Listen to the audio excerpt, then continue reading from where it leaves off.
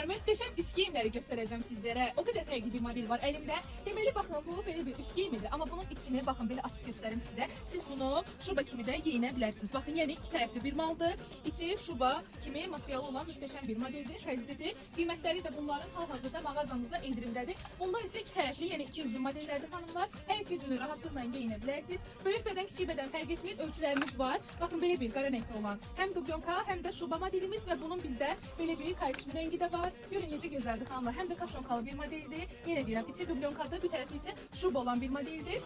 Bu modelimiz də mağazamıza yeni gələn modelimizdə xanımlar iki tərəflidir. Vurğulayıram ki, siz bunların hər iki yüzünü rahatlıqla geyinə bilərsiniz. Neyinirsiniz? Gəlirsiniz mağazamıza endirimli qiymətə bu modellərimizi əldə edirsiniz. Çünki hər ölçüsündən artıq məhdud sayda qalıb. Ona görə də əldə eləməyə tələsin. Baxın, bunu siz məclisə də, qonaqlığa da rahatlıqla geyinə bilərsiniz. Hər birinizi mağazamıza gözləyirəm. Buyurun gəlin, mütləq şəkildə bu mallardan əldə edin.